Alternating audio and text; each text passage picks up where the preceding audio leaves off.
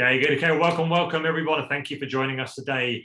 On today's show, we are super pumped to be introducing you to today's guest, who is none other than the lymph doctor, Dr. Perry Nickelston, who is an expert in movement assessment and diagnosis, certified and trained as a functional movement specialist and selective functional movement assessment specialist. He uses programs designed to find your source of painful dysfunction and correct it so the site of pain improves. Now, as the creator as well of Stop Chasing Pain, which provides vital education on the connection to what's happening outside and inside of us and how we feel, Dr. Perry has helped thousands of people understand their bodies better and eliminate pain. So we are super excited for today's conversation. So thank you for joining us. Thank you, man. Wow, man, you make me sound kind of good. You are there. I hope I can live up to that for sure. And, I just noticed that you used the word pumped, and it's so fitting because if we're going to talk about lymph, that's what it's all about. Yeah. I love it. I love it. So Perry, you've been somebody that is from my days in fitness, is somebody that I've been following, Jonathan's been following. We used to teach like the old school level 2, level 3 personal trainer qualifications. And there was nothing about lymph in there, right? And even when we first got qualified, there was nothing about lymph in there. So when we come across your work, we were just like, okay, there's a lot of glue here that holds and underpins everything that we've obviously been learning about and teaching. And when I was delivering those level 2s and level 3s, your training and your programs were always, okay, this is what you now must go and learn. Keep on evolving, keep on. You need to follow this person, this person, this person. And you was always one of them, purely because of the conversation that you have and what you train to specialize in is so powerful. So thank you for that, just straight off the bat, because you've added so much value to our repertoire and to the clients we work with and to fitness professionals that we've worked with in the past as well. Oh, thank you so much. That's very kind. Yeah, it's really funny. It's funny, but it's not funny. I mean, you don't find much about lymph anywhere, not just in the movement world, but it really should be. And honestly, and I overlooked it for many, many years myself, quite frankly, because exercise / movement is one of the primary mechanisms that keeps your lymphatic system healthy. So if you're already moving and training, you're doing a lot right now to help that system. Unfortunately, it can be so overloaded and overburdened, you have to do more, but that's a really good start.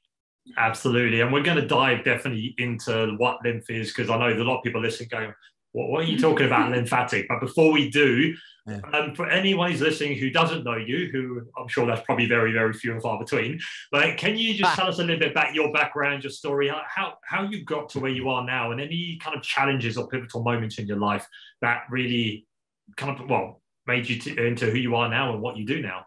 Yeah, that's a great question. Well, honestly, it was through challenge and through hitting rock bottom, because that's usually what motivates change anyway, right? I mean, very rarely do we seek change when we're comfortable, because we're comfortable. You're like, this is awesome, I don't want to move, right? But life has a way of motivating you, and very often pain is the motivator, right? Physical pain or emotional pain for yourself, or it could be someone else, often not for yourself, but for a loved one. Yeah. You find that people can often do way more for someone else, or pets especially, than they'll ever do for themselves. But yeah, I've always been into fitness. I mean, I started training and working out. I mean, so I'm old school. I'm 55. I started doing this stuff in 1980, 1981, the golden era of bodybuilding, they call it. It was nowhere near the information that you have right now on training. And there was just no thing called the internet. So you were kind of on your own with magazines. But I got into it because I was very overweight, obese, unhealthy, shy, introverted. And I got into that world through reading the biography of Arnold Schwarzenegger. And I said, I got to start somewhere. And I had the cement weight from Weider in my basement, with bench put together with a couple of bolts. So I'm lucky I didn't kill myself, but I loved it because it empowered me to do something daily, to take back control of my life. So it built up my confidence as well as my body, and I got hooked. But unfortunately, when you do that world, especially back then, you do things that, probably not the most optimal way, or overtraining was a big problem of mine because more is better, right? I'm 14 years old. I'm going to do Mr. Olympia's workout 5 days a week. Not so good. And I'm going to eat crappy, right? And I got hurt. So I hurt my lower back doing, I remember to this day, I was doing a squat and I heard a click and then Perry didn't come back up. And I was in the fetal position on the ground for a couple of days. And then my training partner said, why don't you take you to see my chiropractor? I was like, chiro what? Never heard of one. And the guy was amazing. He put me on the table, did some treatments, and I got up off the table and I felt significantly better. But at that time, I didn't think of becoming one. I wasn't ready yet until I got hurt more and more and more. And then I was miserable in what I was doing. And I said, you know what, maybe I can do this. And he said, sure. And I became a chiropractor, and that got me into the realm of healthcare. But, I grew from that because I've always known there's got to be something more than just passive care for people. And that led me into the movement journey, which not the exercise journey, because exercise is a human-made construct. Movement is movement, right? People analyze exercise so much that they give themselves OCD stress levels.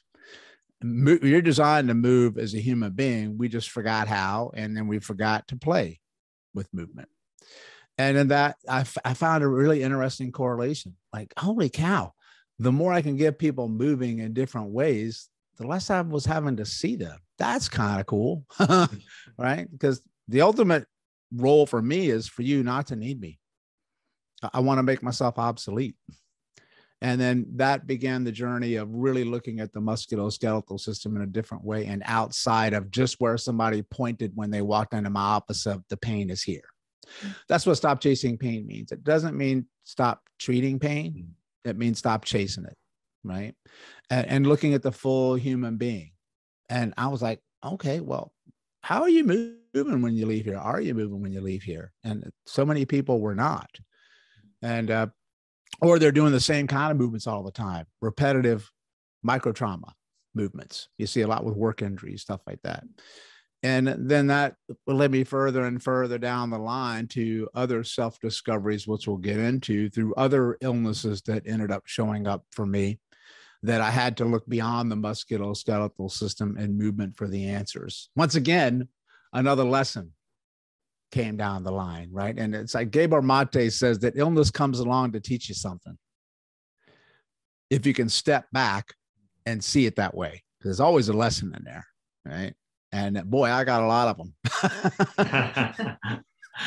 So that's pretty much the gist of how I got into it. And the thing is, though, that if you can take that step back to see that, you clearly have, and you've used these lessons, not only obviously to improve your own well-being, but others as well. And I think that's like next level. So let's wind it back a step. And I'd love for you to share straight off the bat, is because we're going to be speaking a lot about stress, is how would you define stress on the body? And also you mentioned micro trauma as well. So what's the difference between stress and micro trauma for our listeners in a way that they can understand day to day? Yeah, stress is kind of getting a bad rap, like inflammation. And so I tell people inflammation is not bad. If you didn't have inflammation, you would be dead way quicker, man. It's just the full body, systemic, out of control inflammation that's the issue. And it's the same thing with stress. You need stress, and there's many different types of stress. Distress, eustress is eustress that you put on yourself, right? So stress is how you become stronger and more resilient. You're pushing yourself to that edge, and you do this thing that human beings are really good at, are adaptation, right? And resiliency. Resiliency is what you look for. That's where you can respond like a rubber band. I can go this way, I can go that way, and I can come back to the center. Right? But it's just like inflammation. It's incessant stress. It's never ending onslaught of stress. Because here's a little tip for you.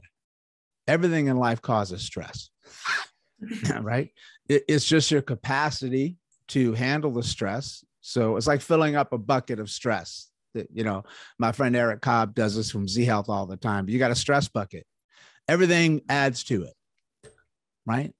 But it only holds so much, man. And then it just keeps going. And eventually it's not about where you just stop adding because it's too full. You have to remove, empty the bucket, right? But it always comes back to the top. So it's a game of in and out of the stress because you can't avoid. Here's the thing. I mean, sometimes when people try to avoid stress, they get stressed out because they're trying to avoid stress. Yeah. You understand? And I got people that are stressed about how they move. I'm like, dude, you realize you're not helping yourself, right? I mean, it's all right. Relax. And they get so compulsive of how many reps, how many sets, how many times a day, how often. And I'm like, yes, just go, just do it, adapt along the way. Maybe today you want to do 5, maybe you feel like doing 6. What I learned from Schwarzenegger is sometimes I go into the gym and I'm there and I'm standing there and I'm like, I don't feel like being there. So I leave. I trust my gut. I trust my intuition. So stress is something that's absolutely necessary. But what happens is that humans become what they call maladapted to stress. They get stuck in a response to stress because listen, it's also your perception of the event of whether it's stressful or not.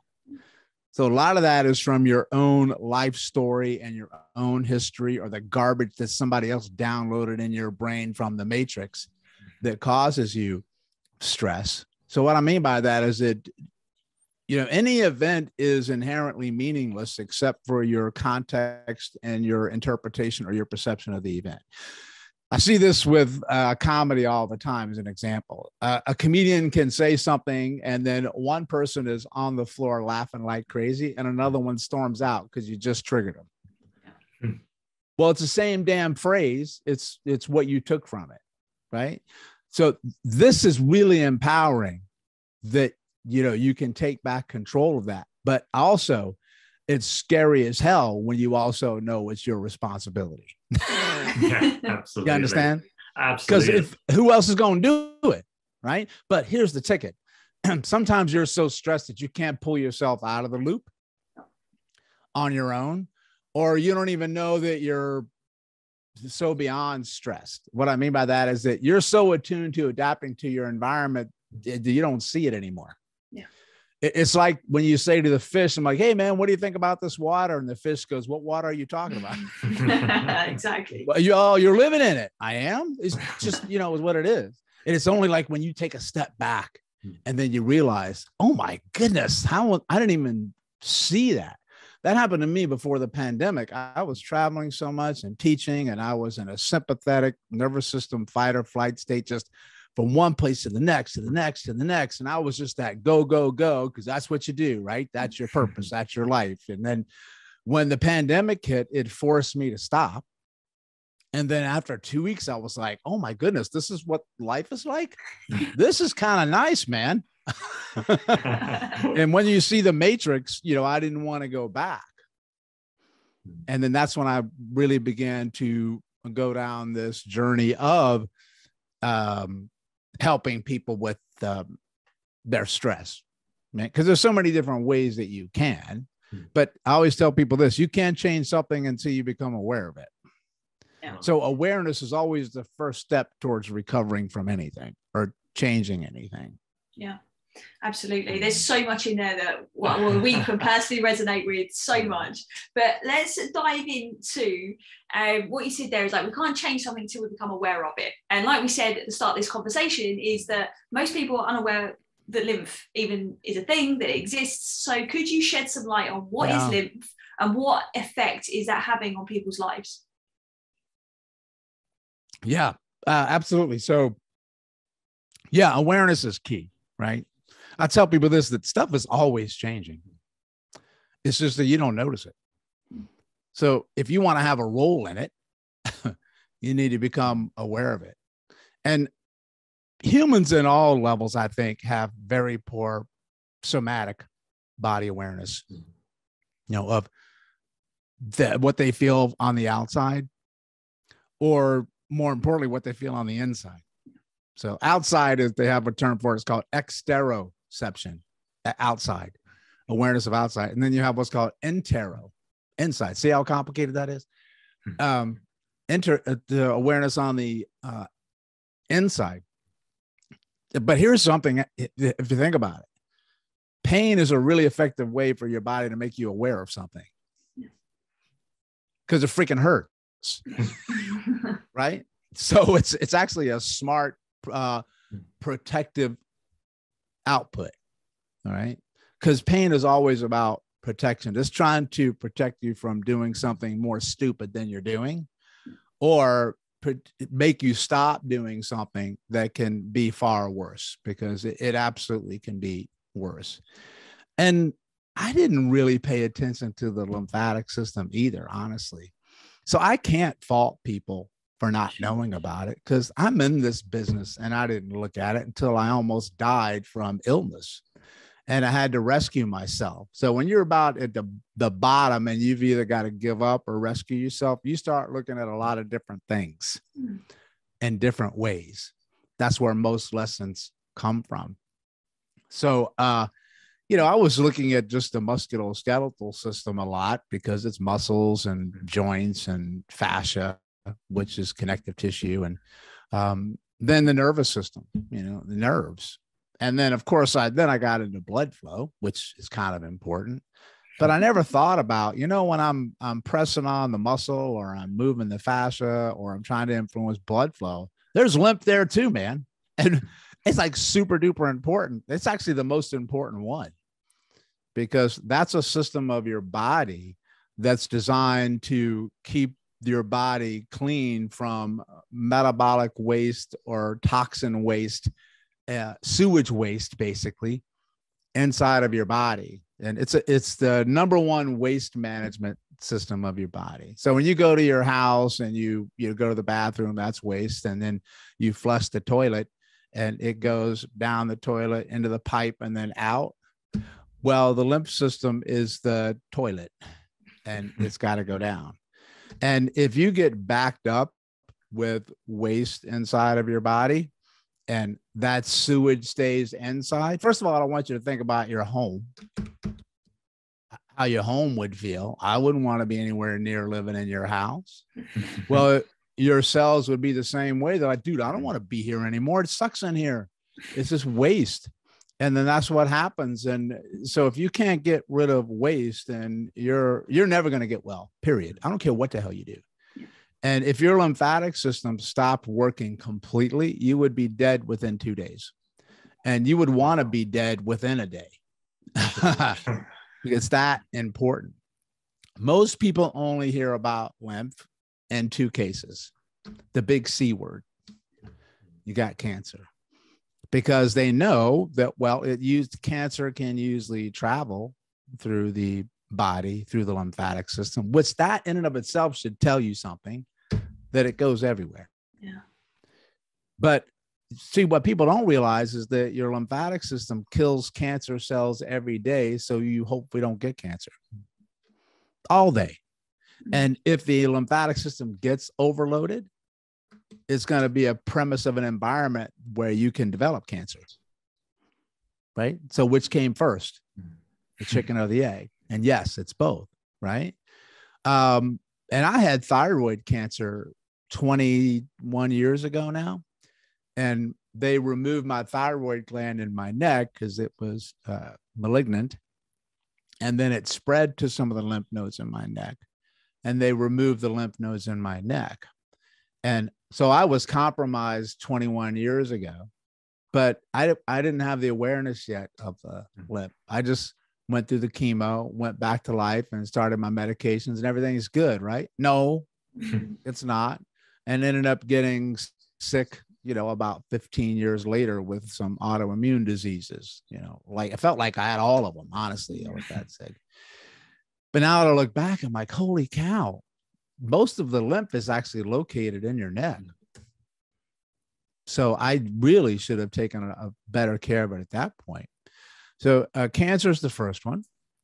And the other one is when you have lymphedema. And lymphedema is a term where when the lymph doesn't work as well, you get swollen and you get puffy. And sometimes body parts, usually the legs or arms are the worst, they get abnormally swollen, sometimes 2 to 3 times the size. of it. And then people say you got a lymph problem.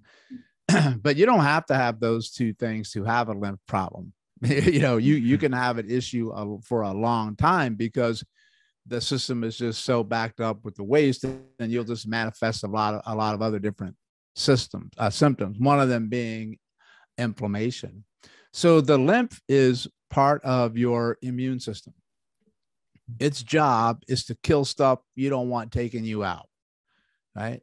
Like metabolic waste and cellular waste from the cells of your own body dying every day on purpose, called autophagy, pre-programmed cell death, because you got to make new ones, right? And you lose billions, if not trillions, every day. That's a lot of waste, okay? And then it's the waste from injury.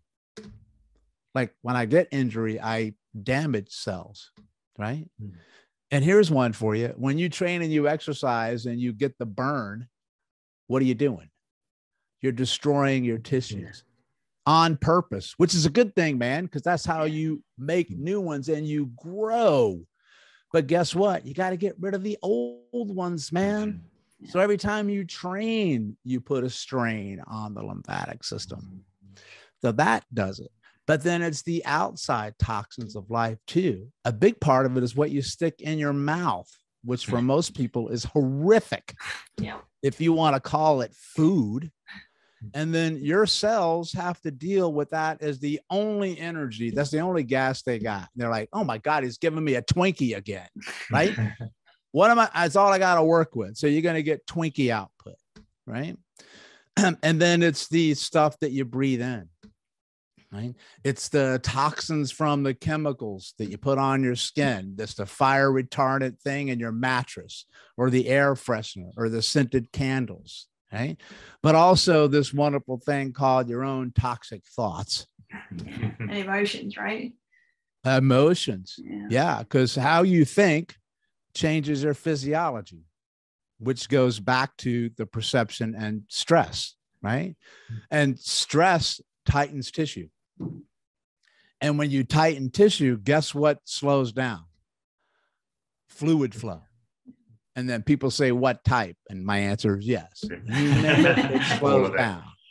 Blood flow in, blood flow out, waste out, nerve flow in, even the fluid that surrounds the cells gets stagnant, like a stagnant pool. Fluid needs to move.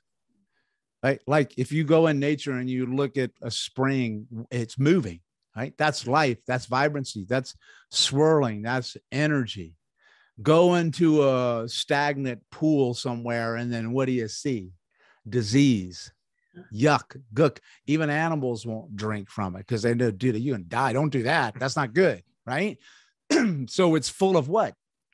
Bacteria and parasites and fungus and mold. That's exactly what happens inside of you when lymph doesn't move. All that stuff becomes stagnant, and then you're living in a diseased state. And then your cells just like, hey, what do you want me to do, man? That's all I got to work with, right? So as part of your immune system, it's a huge part of that. So in my world, if you have an immune system issue, you got a lymph issue, I just got to figure out how bad. And the other one is it's part of your circulatory system, AKA your cardiovascular system. Right? Because a phrase I use all the time is this: no system in your body, immune system, nervous system, all of that, ever works alone. Never does. But in medicine, we have specialists that go after it alone. That's mistake number one. It never gets injured alone. So when you injure something, all systems are affected and all systems try to help you recover. And it never heals alone. It's not a solo job in the body, and it's not an isolated event. You know, just because you injure your knee doesn't mean the knee is the only part trying to help you out. Everything else is too, right? But we go like right there, right?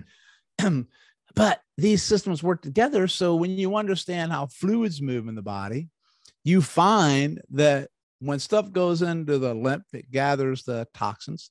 And each lymph node, each toilet has cells that come on in that try to kill everything. And the lymph nodes, which are basically the toilets, you've got about 400 to 800, depending on the resource that you read or the size of the person. So I just want you to know there's more than two. Okay. They scan toxins kind of like a barcode scanner at the supermarket. So when I scan this, I know whether I got a banana or whether I got, a yoo-hoo, right? And that's the same thing here. You got to make sure you got the right thing that you're going after. So the lymph node scans it and tells your immune system, this is what's here. You better go after it. So it's important to keep those clean, because sometimes they're so clogged, you're getting scan after scan after scan, and your immune system's like, I'm just going to kill everything. Right? And that's what it does. Yeah. But when it goes through that, it now dumps back into the circulation system. It dumps into the veins of the body.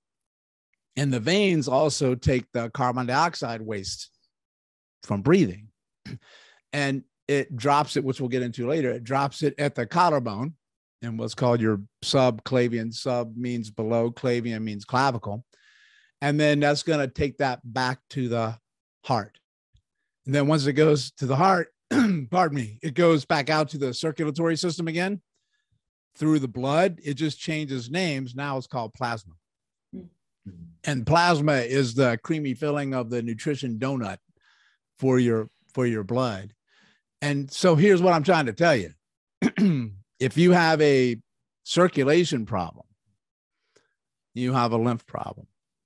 If you have a lymph problem, you have a circulation problem. That's why everybody who's into training and exercise and working out needs to understand the importance of the lymphatic system in relationship to blood flow and healing. Right. So listen, all you got to do is ask me a question. I'll talk for 10 hours. Okay. This is the way we like it. Yeah, Exactly. We're just taking this in from it. It's amazing. But when it comes to the lymphatic system, how does it, especially when it comes blocked, how does it pump out that waste and that all that toxicity within the body? How does it flush it all out and then good question. Again? So it does have its own smooth muscle intrinsic pump in there. So it's a little bit of movement in and of itself in there. You have these valves in there, one-way valves, because it's trying to take all the fluid that's in the body and move it out. So it likes things to go in one direction, which is towards your neck. So these valves, they got a big fancy gobbledygook medical name, but it's called a lymphangione. I just want you to think it as like doors going into a saloon, that only swing one way. So you can go into the saloon, you can't go out. When that flap starts to go both ways, then the fluid just stays there or backflows. So there's a little bit of that micro movement happening all of the time. So, but it doesn't have a dedicated pump like the heart. Now the heart does influence the pressure in the body, so that will influence the lymph in a way. But two big things move the lymph primarily. I've already told you one of them. Movement. Moving, people say, is there an ideal one? Not really. I just want you to move more of yourself, more often, more ways, more environments. That's a big fancy way just to say, do things different, right? Novel. And so when you do that, lymph and fluids move with it. It's like life, right? Like there. But novel movements seem to work really well. Jumping up and down in place is an awesome one, because think about it. It's like if you had something of water inside a container, I just moved it up and down like this, it's going to move a lot, right? And that's something that humans don't really do. John is bouncing all the time. Yeah, I'm constantly You're just bouncing. You're a genius, man. Yeah. Well, kids do it all the time. Yeah. Because kids innately know it. It's only when you get older and you get self-conscious about jumping up and down that you don't jump up and down. Yeah. It's basically a pump, right? And you can get a rebounder for that, but you're born with rebounders. They're called calves. Yeah. Right. And you just do that. Running is also a form of rebounding, but many people can't run. Yeah. Or if they run, they're horrific runners. They just don't know it, and then they get hurt. Yeah. Walking is awesome, right? But nobody really walks anymore. And if they walk, they're not really walking. They're mini stepping, not going too fast or twisting. Because how am I going to see Instagram if I twist? They're looking into the damn phone, right? So you stop fluid flow that way, right? So just moving is a good one. And the other one is breathing, right? But a very special form of breathing. But it's not special because it should be something everybody does all the time. And you used to do it before you stopped, and is breathing through the diaphragm. So many people listening to your show, may know what that is, but some don't. And the diaphragm is a muscle, and it sits in the lower part of your rib cage, just above your organs. So it's like a parachute. And it attaches to the ribs, and it attaches to your spine, and it attaches to your organs. So whenever you breathe in, particularly through your nose, not your mouth, you move the diaphragm. Now, the diaphragm always moves unless you've had a nerve injury to it, but it depends on how much it moves. So when you move the diaphragm, that muscle contracts, and it pushes your organs towards the floor. And then your pelvic basket hammock at the bottom of muscles catches it. Like this. And then your belly goes bigger, and then hopefully your sides and your low back go bigger too. So you breathe like a balloon. And then you increase what they call intra-abdominal pressure in the abdomen. And pressure moves fluids, right? And then you exhale. When you exhale, the muscle comes back up, it relaxes, and then pressure goes down. And then the organs fly back up towards the top, and you take pressure off the pelvic floor. And then basically that's a rebound. Bing, bing, bing, bing, bing, bing, bing, like that. So you have internal rebounder, or you're supposed to, happening all the time. That change in pressure is like a suction cup. And it moves the lymph. Most of your lymph is in your abdomen and your gut. And it pulls up towards the neck. Now, there's no accident that the gut is also where most of your immune system lives. Nature's pretty smart like that. Holy cow, most of the immune system is there. Maybe I should put a lot of lymph there. That's a good idea, right? And maybe I should put a ton of blood flow there too.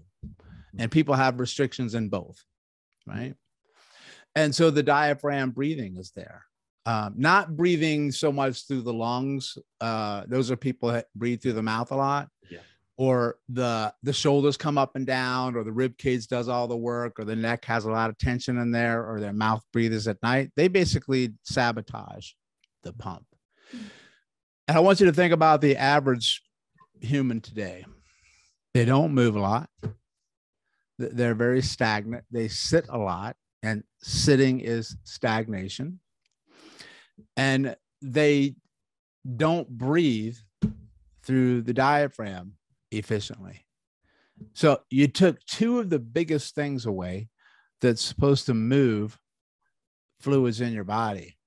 But here's the thing, you won't notice that right away. It's not like if I cut off your oxygen supply completely, you're going to know it quick, fast, and in a hurry, because you're going to be dead within a couple minutes, right? But it happens slowly over time. It's like it chips away. It can take 5, 10, 15, 20 years. And then yesterday you were fine. Then you wake up and today you're like, why am I not fine? What the hell happened? It's usually not that one event from the prior day. It may play a part because it's the straw that broke the camel's back. But I'm going to go back and look at the prior history. And then I'm just going to assess your lymphatic system. And then that's really simple to do, which we'll go over. But yeah, I mean, does that make sense? That just tells you it's super duper uber important. Yeah, obviously the reason I asked that question as well, because it's something that we really kind of hone in on and teach clients, and just anyone who we can see suffering with, whether it's chronic pain, whether it's emotional energy blockages within the body. It's two things you have that you can use that don't cost you a thing, is breathing and movement. And a lot of people go, but I breathe, I'm still alive, I breathe. You don't breathe, yeah, but you're not, like you said, you're not breathing optimally. You're not breathing through the diaphragm. You're breathing high into your chest. You're breathing through your mouth. You're activating that sympathetic response. And the same then, couple that with the fact of lack of movement or no movement in some cases, just a recipe for disaster. So it's the reason I asked that question is, if anyone listening, is to know how important optimal breathing and just general movement is for your overall health, for what's happening inside your body. And it's something that everyone, or majority of people, take for granted. And it's something so easy. So, I didn't get a chance to go for a walk today because I had this to do at work or this to do. Is people need to start prioritizing these small things, because when something happens, it's probably going to cost you a hell of a lot of money to try and fix it if you're not really sure what's going on. Whereas you could just go for a walk every day. Learn to breathe slow and deep into your diaphragm, which is going to save you so much suffering in the long run. Yeah. Well, what you realize through wisdom and a lot of suffering is that those are not small things. Yeah. Those are basics and fundamentals that if you don't do those, I don't care what you do, you're not getting well. So here's the thing, you're dealing with a population where most people don't do enough movement and they don't breathe through the diaphragm. The thing that happens in our industry when you're into healthcare is you think everybody else is. And everybody knows what you know about movement and breathing. I got news for you. 99% of the population's got no freaking idea, or they're overloaded with so much information, they don't know whether they're coming or they're going. Yeah. Right. And here's what I get all the time, because you're going to make a huge difference for somebody if you teach them how to breathe through the diaphragm and move a little bit, because I do an assessment on everybody who comes in to see me. Right. Is that I have people say, Doc, I got this, man. I'm a movement ninja. I'm a trainer and, I'm an elite mover. I'm the best of the best. I'm like, okay, good. Well, we like that. And then I do all the breathing techniques, man. You name it. I've studied it because they all work. Right. And then they say, my lymph's going to be great, or it should be good. Right. Well, the operative word is should. Sometimes it gets so overloaded and so obstructed that those are no longer enough anymore. You have to go in and manually, physically remove the blocks in order to get it to flow. And I'll give you an example. Let's go back to the toilet. Always a fun one. Let's say you clog up the toilet and you want to try to flush it, right? Sometimes you're like, let me just keep flushing it so I can get enough suction to pull it under. But sometimes that's not enough. And then all of a sudden you see, it's getting close to the rim. I better not flush it again, right? So then I'm like, okay, well, what would you do to free up that obstruction? You get your plunger or you get your snake. And you go in there and you snake it. And then all of a sudden, goes right through. Then you flush the toilet. Out in nature, you can have water that's coming down a stream. You can increase the water, but sometimes it's not enough. Sometimes you got to open the dam. Sometimes you got to go in there and lift the rock out of the freaking way. And then when you do that, everything knows innately how it needs to go. So that's why I say with lymphatic work, you just do a little bit of that every day to ensure that these flows work. And here's the kicker. Then you move and then you breathe. It's a completely different experience.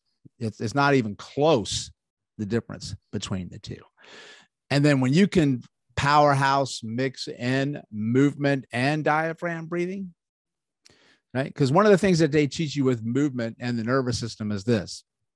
If you're doing a movement where you can't breathe comfortably through it, particularly through your nose in and out, it's a movement that's beyond your threshold and your nervous system's capacity to do it, because you're in a fight or flight stress mode.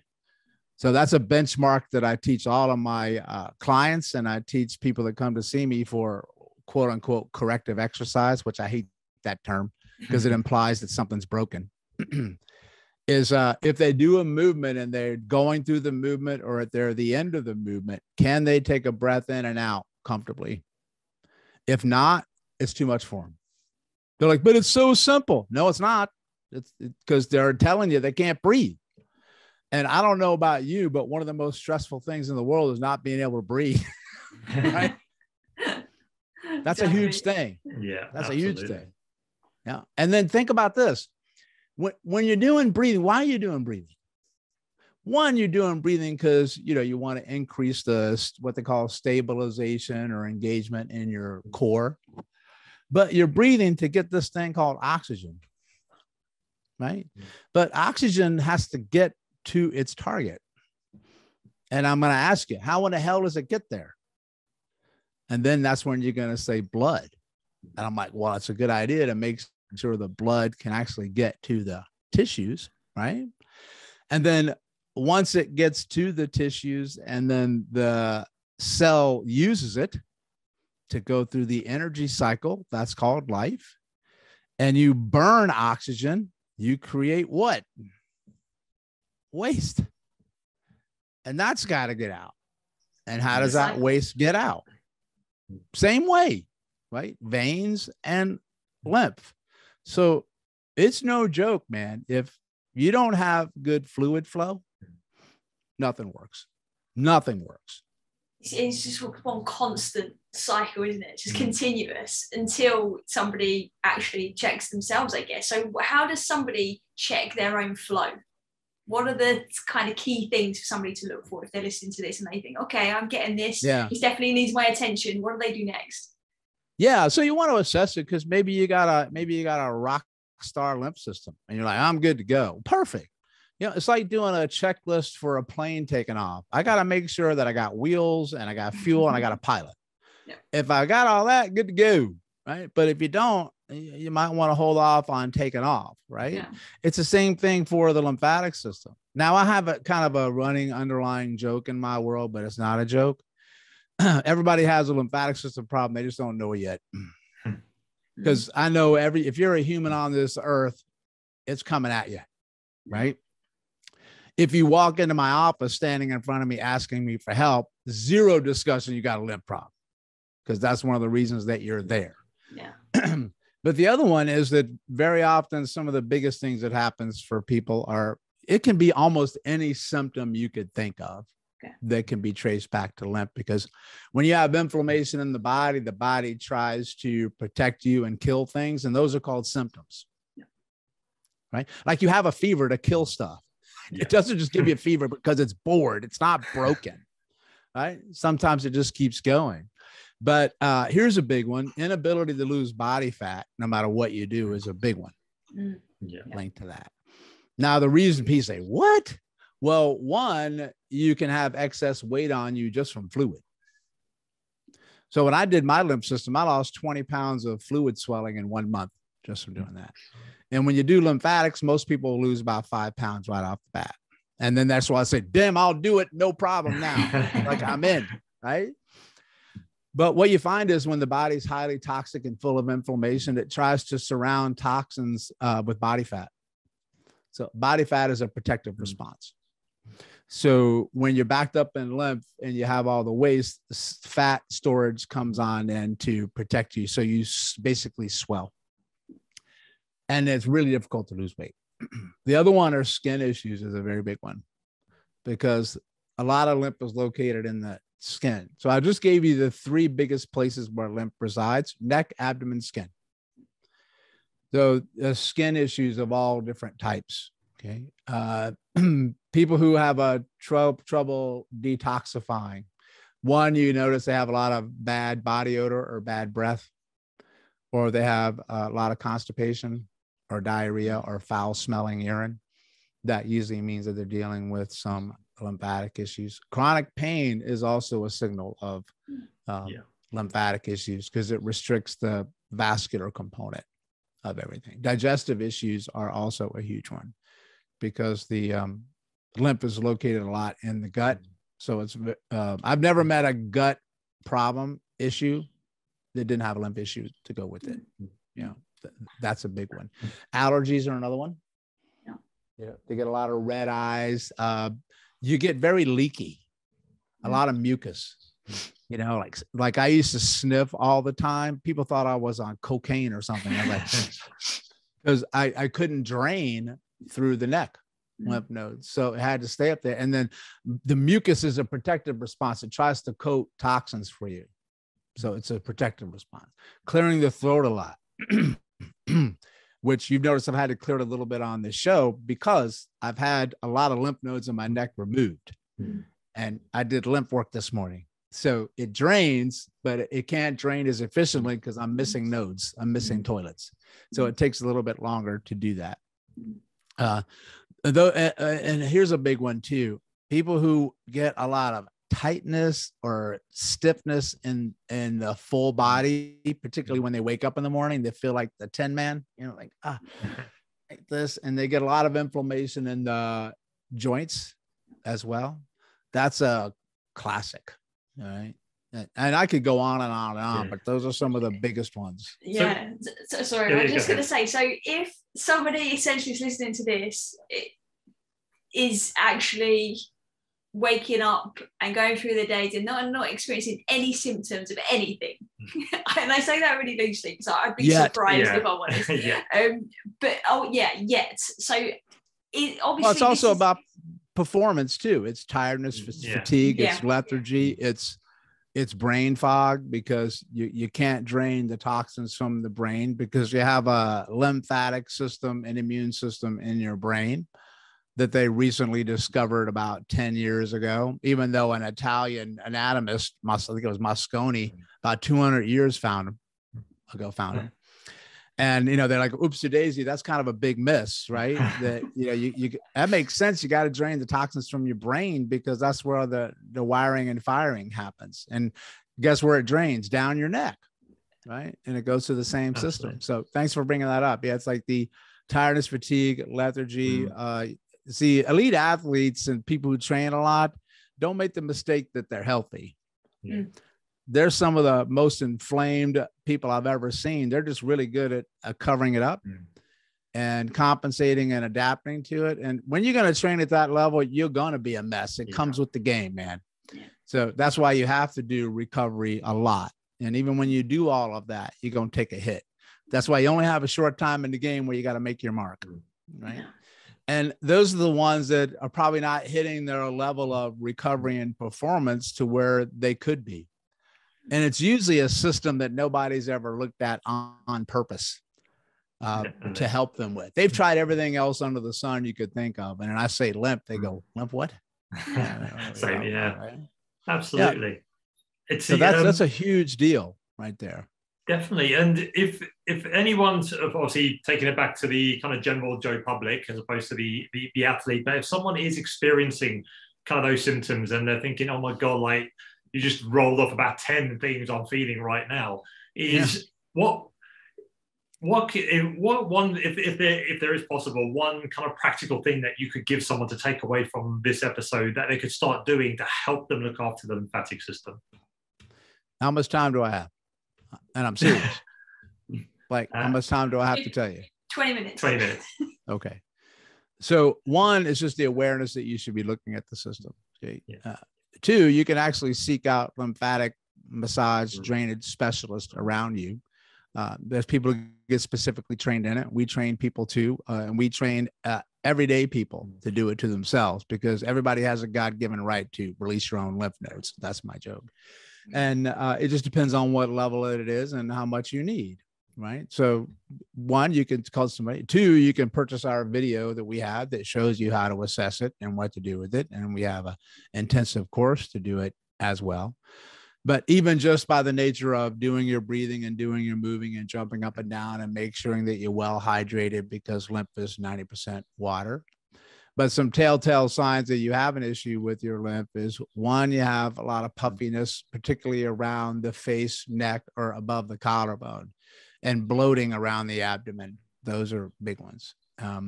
So I always tell people, look for any puffiness or swelling above each collarbone. If you find that, that's a significant sign that your lymph system is massively taxed and you need to get some help yesterday.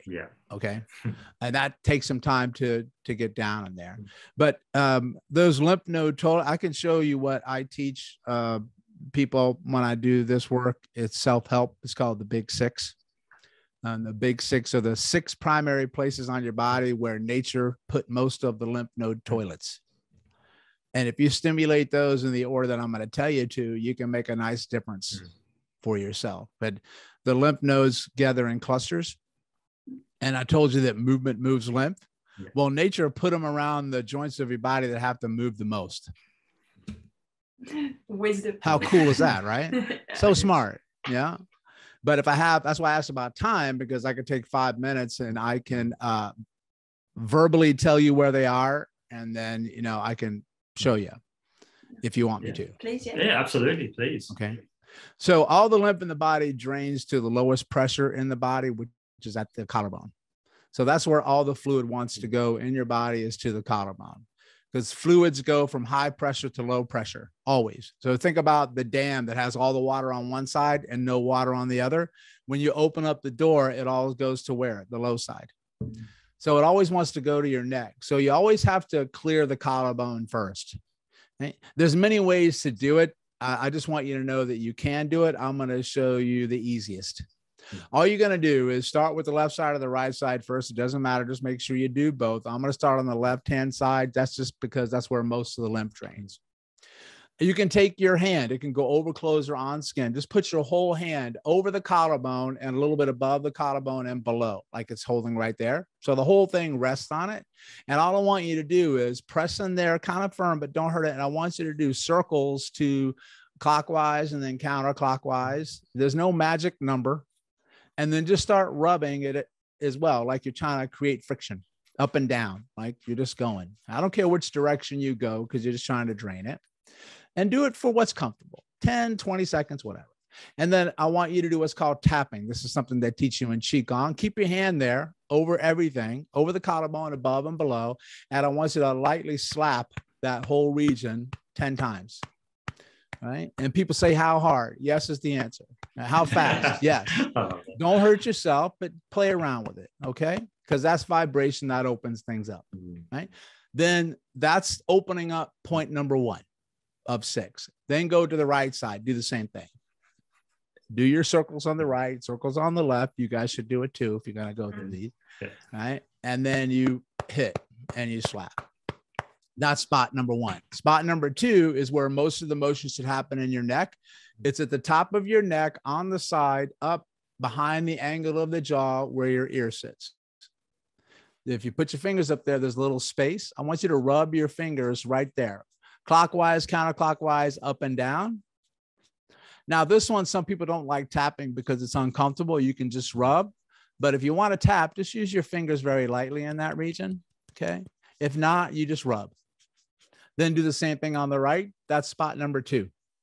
That's the largest lymph node in the neck. That gets clogged up when you have issues from the jawline up. Okay. Very clogged with brain inflammation. Spot number 3 is at the shoulder joint. Right. So I want you to put your right hand in front of your left shoulder, right where it joins your chest muscle called your pec. So rub right there where the shoulder is round and then goes flat at the chest, and rub that whole region up and down, circles back and forth. You can do hieroglyphics. I don't care what you do there. And then just slap that shoulder pec region right there near what they call the axilla. Then do the same thing on the right side. Right. This is spot number 3. Spot number 4 is on the abdomen. Okay. I can't show you here because I'm seated, but I want you to place one hand flat over the navel. Then put the other hand above that hand flat. So you have 2 hands on your belly. I want you to either go up and down with both hands. You can go side to side with both hands together, or do them separate. So you're doing like a scissor, like that. Okay. You can do circles, go clockwise, counterclockwise, and really put pressure in there. So you feel like, holy God, I'm like moving all my organ sardine can around, right? Then what I want you to do is slap your abdomen in those places 10 times. There you go, like Rocky, right? Now that's spot number 4. We got 2 left. Spot number 5 is at the crease of the groin, where when you sit, your leg goes into your pelvis. It gets really tight there a lot, right? So that's called your inguinal region. I want you to place, you can do both of these at the same time. Place your hands on the crease of the groin, and you can go with the crease or over the crease, up and down like that. And really good to do circles there. And that's one of the most important places that you should work all the time, because blood flow to your leg gets stuck there. Right. And then I'm going to preface it. Be careful where you slap here. Okay. I want you to go on the crease of the groin and do 10 hits on both sides. All right. And that can be done seated, standing, wherever. Better standing, right? Yeah. And then the last one is the lymph nodes behind the knee, called popliteal. These get stuck whenever you have anything down in the calf, ankle, or foot. So seated or standing, I want you to rub behind the knee, into the leg a little bit, and into the calf. And then I want you to do the slaps in the back of the knee. That's a really important spot. In Eastern medicine, they call that the secret channel for back pain. It helps relieve back pain. That's I believe you're one part of your bladder meridian there, right? So that's the big 6. And then after you do the big 6, then what you do is you jump up and down on the balls of your feet, breathing in and out through your nose. So then you have the rebounder, and then you move your diaphragm, right? And then you go be a monster. Then you run, then you work out, then you compete, right? And then what I usually tell people is after you compete, do the same sequence, because then it improves toxin removal and blood flow, so you actually can recover faster. Now, I'm going to say one caveat here. What you just did right there is very simple, but it's one of the most powerful things you're ever going to do to your body, and it's going to move stuff around. So if you've been sick for a while, you've been toxic for a while, or had issues for a while, you're going to go through a slight little bit of a detox here, which means that you might feel worse before you feel better. You might get an increase in the symptoms that you have. That's normal. You might get symptoms come back from stuff that you've previously had. That's normal. You might get skin issues. You might be tired, fatigued, lethargic. Some people feel like they get a little bit of a cold. Do not freak out. That's all normal. Just make sure you hydrate and you drink water. But I'll tell you this, don't repeat the big 6 again until those symptoms start to improve a little bit, because you don't want to overload a system that's trying to deal with something you already did to it. That's like going to the gym and being so sore, and then you go in the next day. Not a good idea. Yeah. Makes sense. You're going to prolong your recovery and make yourself worse. Yeah. And that's just going to put more stress on. That's what they can do. Yeah. Awesome. Big 6 is a life changer. Oh, absolutely. Thanks for sharing that as well. That we've, when we done your Lymphatic Mojo course, God, a long time ago now, we went to that exact sequence and we started doing that every single day. We got a bit too lax though, if we're being honest. Yeah, lately we've been lax with it. But when we started, we were doing it every day for, I don't even know how long, months. First thing in the morning, get up, boom, just 5 minute, those 6 areas. And it did feel absolutely amazing. It just like opened everything up. And then when you came to moving, just you felt that ease of movement come back again. Everything felt easier to move. It felt easier. You felt more energetic as well after everything started to feel, felt more, you felt everything inside flowing. You could feel it going as it should be. Yeah. Yeah. Plus you just feel like you slapped yourself. That'll wake you up, right? Yeah, exactly. So, but you also have to remember that so many people have poor awareness of the joints and movement. Yeah. So if you go in there and you slap around the joints, you increase the flow everywhere, but you also bring more awareness in your brain to your joints of where they are. Yeah. So you'll actually move more efficiently because you have better body awareness, and you'll usually decrease your chances of getting an injury because you have more awareness of these regions. Yeah. So there's a lot of stuff going on here, even beyond what I just told you. Yeah.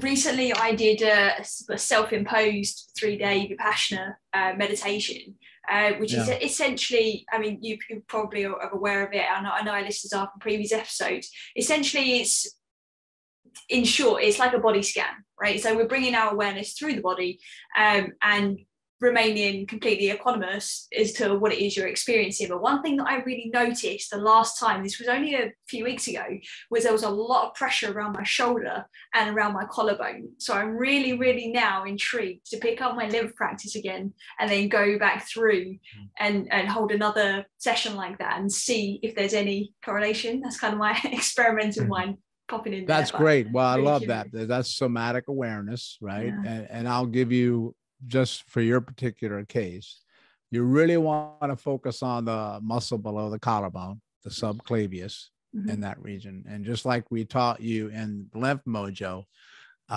you probably have some flow issues or movement issues or drainage issues on the sternum and the ribs as they attach to the sternum. Yeah.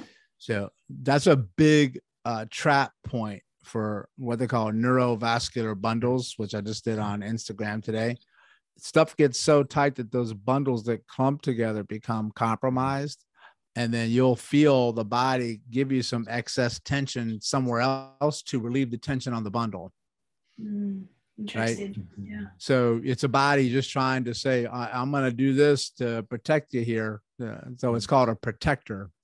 And then you just have to start now. I want people to begin to think bigger and say, instead of the shoulder hurting, say, why are you ruining my life and I can't work out? And why are you sending me the pain? You have to say, what are you trying to protect me from? Not only here, but I'm going to tell you, you should ask the question somewhere else. Yeah. Because that's probably what it's doing. If it's chronic, like you've had something for a long, long period of time and you've gone after and blamed the side of pain, it's probably just coming back to protect another place. Yeah. And that's how you have to think, because the body never does anything without a reason. It's not stupid. Yeah. It doesn't do that just to do it. Yeah. And when you frame it like that, it puts you at a different level of connection with your body. So instead of anger and resentment, or so very often shame on a region because you feel ashamed that you can't get better and everybody else can, or I can't work out when I want to, that's never going to work out well. That approach. That's why I like Eastern medicine approaches, because they have more of a harmonious full body approach to recovery, whereas medicine uses the word attack, kill, dysfunction, like all of those things. Those words matter big time. 100%. We're communicating. Well, our body's communicating with us. We're communicating with it, and we need to start to open this dialogue so we can actually understand it more clearly, don't we?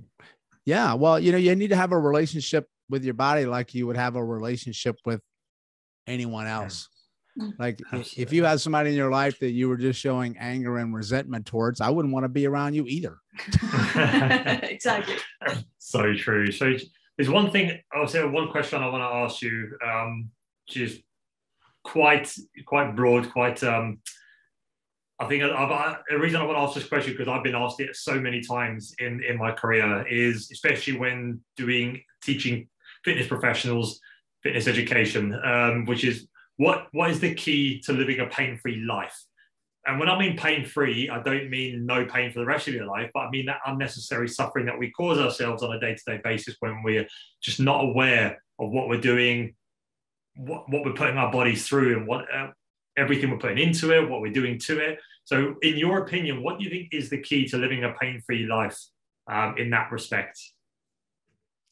That's a really great question, honestly. Well, one we talked about is the awareness part, right? That's a huge one.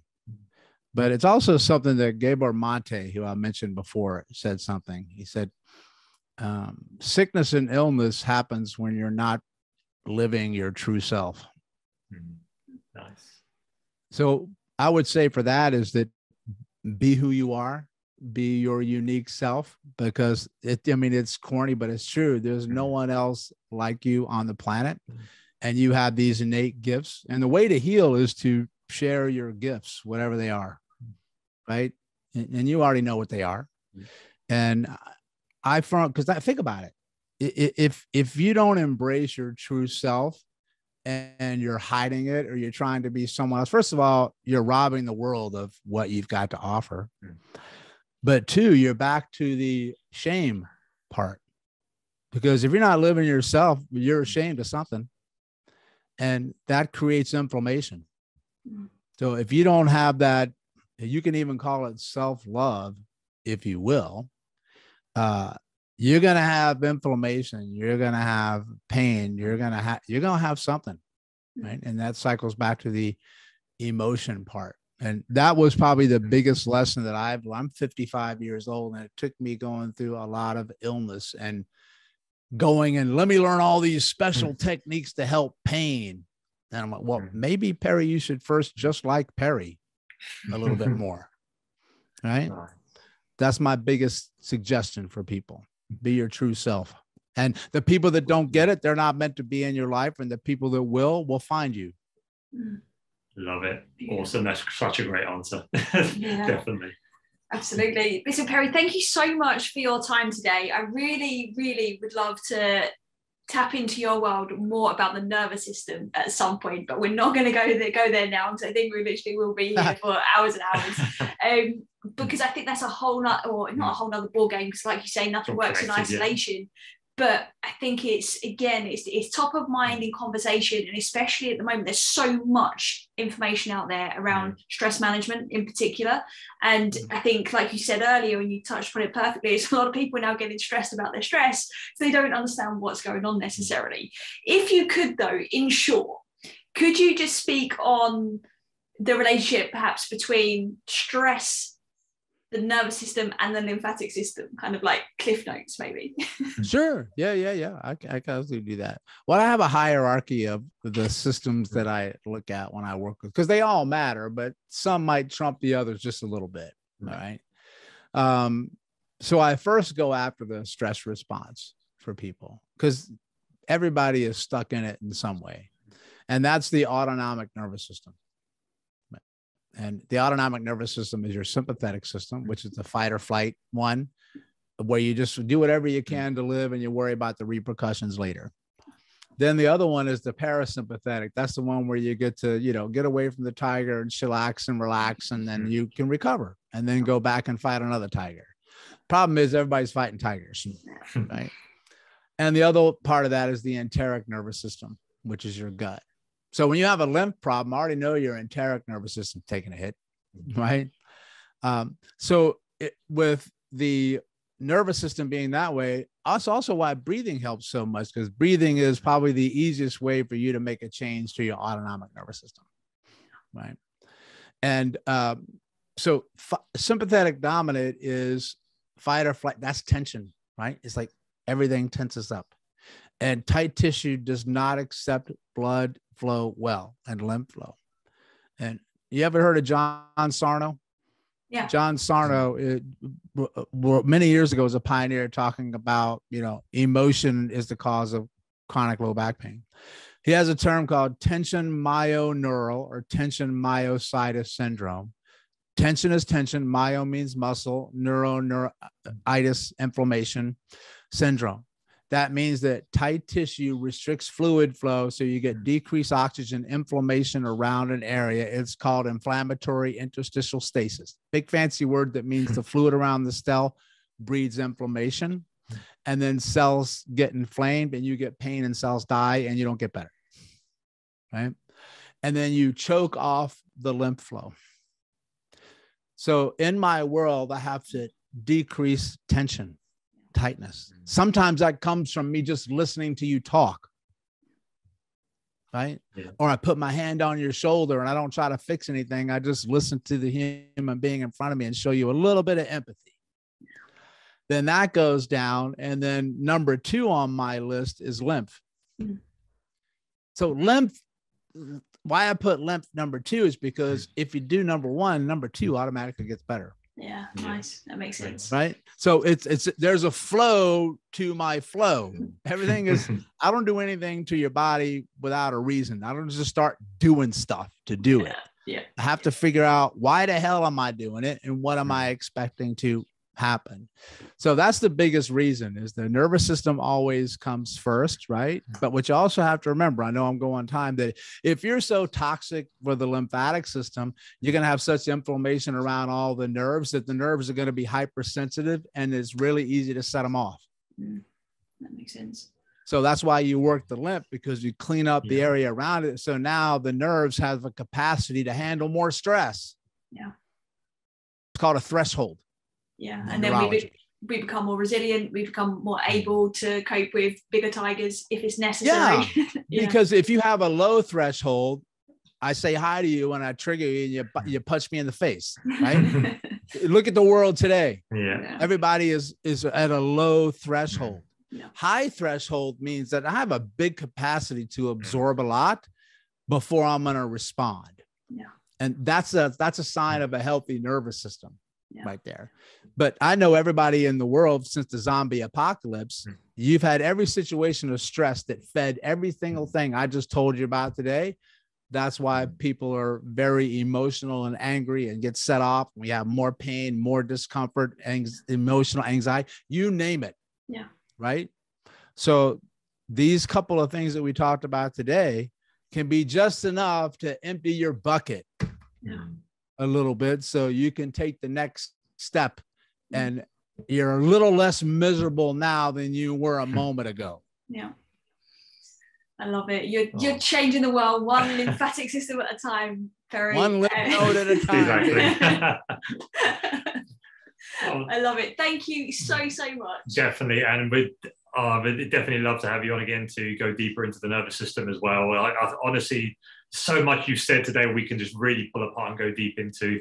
I think next time we just need to, block off 24 hours and then go for it. I'm down, man. I'll bring my water. Awesome. Amazing. Thank you so much. Obviously, we're going to put all of the links where people can find you in the show notes. I know you're on Instagram at Stop Chasing Pain. Where else can our listeners find you?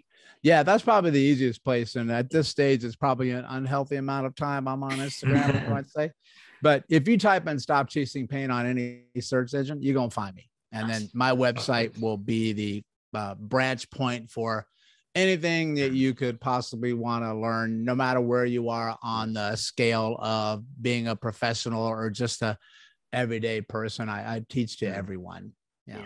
Amazing. And listeners, like we've been in this space, in this world a long time, in kind of this wellness space, and you can completely trust everything that Dr. Perry is putting out into the world. Even if you just go to your Instagram page, you're going to find some super educational pieces there. And I really hope that becomes a bridge so they can work with you more deeply, 100%. Yeah, absolutely. I usually post on that, 3 or 4 times a day. Just posted this will air later, but I do a lot more reels these days because that's the algorithm. Yeah. So you see some pretty cool, like 30-second, 60-second. It's really hard for me to do one that's like 15 seconds. I'm like, that's impossible. I can't do that. So they're about 30 to 60 seconds. We're the same. I love it. Awesome. Yeah, thank you so much again for your time, Dr. Perry. It's been absolutely great speaking with you. And I just want to book another one in as soon as possible. So talk to you again. There's a bit of a romance going on here. Anytime. Thanks, my friends. Thank you so much. Take care. Enjoy the rest of your day. You too.